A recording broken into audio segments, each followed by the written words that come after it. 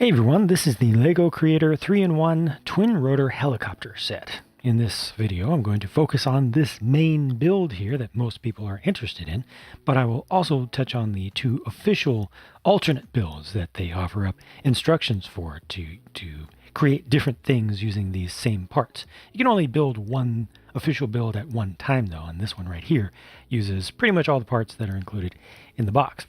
First of all, this is based off not much of anything. It's kind of a combination of multiple different types of helicopters that have been built in real life, but this is not intended to be a direct replica of any one individual real life helicopter.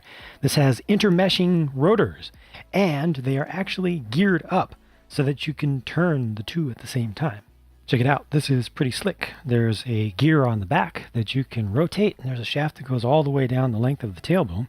And this is actually pretty smooth, and it's nicely hidden away. There's no huge red thing with a sticker on it saying, put your fingers here and rotate in this direction. It's very nicely integrated. Just this little thing. It's in black. The powertrain as it is it's nice to be able to see the two universal joints there up on the top, and just it works. It works pretty well. It's nice and smooth as long as you don't push the parts together too hard. You're not going to have any hang-ups in the gear train there. You can even just put a thumb on it like this and get them going continuously. So that's very nicely done. Ooh, this is a good angle. I actually haven't seen it from this angle before myself. It's an 8-stud wide helicopter, and it has two ways to get into it aside from getting into the cockpit. You've got this sliding door on the side here, and if you look around the back, it also has a cargo ramp, and you can bring all that down like so. The interior cargo bay is very open. I mean, there's nothing inside for structure taking away from that space. You just have the walls, and then inside of there, even further, you can see that there is a winch unit, and that's actually activated with this knob on the side. Again, just a black color, very simple, and fits in as well as you can ask. And that just drops a hook down from underneath. The suggestion is that you use that hook with this thing to pick it up or to deploy it. It's a little remotely operated vehicle, underwater vehicle, submarine. And it has just a single propeller on the back and a couple of little arms that can be turned up and down, and also turned in and out ever so slightly, mostly out, and has just a little bit of treasure supposedly that it has found on the seabed. Maybe it was exploring a wreck or something. And that's just that. It's a small, simple build, and it has the connection point on the top so that you can hook up the hook to it and then take that away.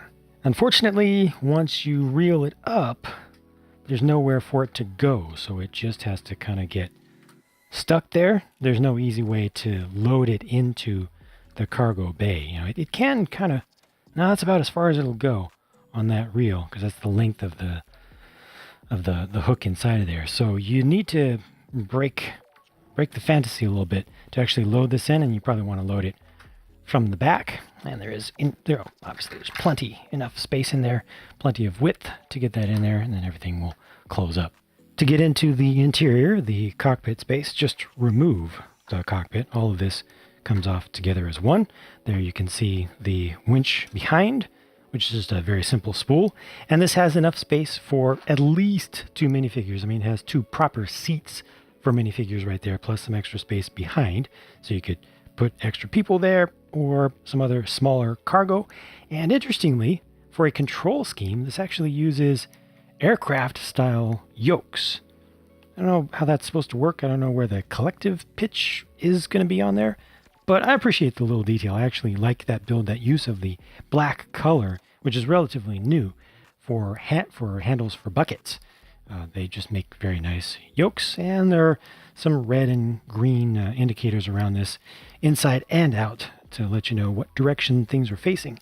These are intended to be searchlights, I believe, on the sides, so they would be able to be remotely turned around, probably even straight down or a little bit back to eliminate the cargo that you're about to pick up or that you just picked up. And they have some additional sensors on the front and probably some radar right there.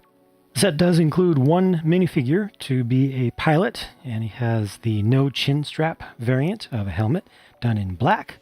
And I think that the torso print is pretty appropriate. It looks a little bit soft around the edges of some of the print there, but it's mostly because we're looking at it quite very close up. And I think it looks, it looks right for this person's role and everything. And this head has no alternate face, but I think that's okay as well. I think that it makes sense to have somewhat simple figures in creator sets. These are the leftover spare parts from the main build, and I'm embarrassed to say I also had this leftover. A 1x2 should never be a leftover piece in a Lego set, as far as I'm aware. But I checked through the instructions and I didn't find any place that I had left one of these out. So either I got an extra one or this is something different. Now, let's quickly have a look at these alternate builds. The first one here is looking like a fighter jet. And specifically, I'd say it looks like a fighter jet from a Lego creator set from like 20 years ago. It looks better from some angles than others. I'm seeing quite a bit of F-15 in this, but when you look at the details really, and you see like how the canopy is done and this big gap at the root of either wing and how the vertical stabilizers are attached, and it just starts to feel more like an afterthought, more like a spare parts sort of build than many of the alternate builds that Lego has done on especially their smaller creator sets in recent years, where it feels like a set was designed to make at least two different things and then maybe there's a third that's an alternate. This is the second best in this set, second best version, and it doesn't look too well put together, especially with the color scheme. It does have a very nice feature built into it though, using the gear train parts from the helicopter. You've got again a knob or a gear at the back that drives into a bevel gear here, and then it uses both of the universal joints to rotate control surfaces. So they act as flaps. Both of them go up and down at the same time, not opposite each other like ailerons. But that's something, and that has some value. And I like when they put working things in sets. Look at the underside though, with the wings. Look how just blocky it is, and how you have this tall sandwich going on. The other build is a small commercial hovercraft. Now that's kind of different. Lego doesn't do hovercraft very frequently. I like how the front corners are rounded off. I like the shaping of the side, and this little passenger compartment side area looks believable to me. And this also has built into it some mechanisms. So in this case, you rotate the propulsion, the main forward thrust fan back here, or propeller, rotate it just from its center, and there's a little gear train that goes through there that will rotate this thing on top, which I believe is supposed to represent just a radar bar. But maybe you could think of it as being a lift fan as well, what's actually powering the air cushion underneath. I don't know, I prefer to see it as a radar bar. And then you can also rotate the two rudders back here together. I think the core build of this, which draws heavily on parts from the main fuselage of the helicopter, of course, is pretty good. For minifigures especially, it does have two seats in the front, and there's plenty of open flat space in the back, so you could potentially put more figures in there. I'm not, however, a fan of the stuff on top or on the back. It just feels rather clunky to me. Also, the roof is not designed to be easy to remove if you want to actually use that as cargo or passenger space. At the end of the day, I think this is a set you get to do the main build and or for the parts. The two official alternate builds mostly serve as inspiration for other types of things you could potentially do with the parts from this set. I don't see a lot of people, and when I asked about it in a separate video, I didn't hear of a lot of people expressing much interest at all in actually building those or in what they look like. And at $60 in the US, well, the price to part ratio is not bad, but I do feel like this is priced to be marked down. I think that the overall size of this is pretty cool for that price, and again, the price to part ratio is good, but it is a little bit on the plain side. And when you look at the prices in other regions, you can clearly see that it has been marked up in the US. So expect to see this on sale. So if you are in the US and you do want to buy this, I would recommend just waiting, week, two, maybe a month at the most, and you will surely find it marked down. If you're not in the US, then you can actually get this at a very nice price. I'm happy with the value that is presented relative to other sets, only considering just the main build or just considering the parts that are included.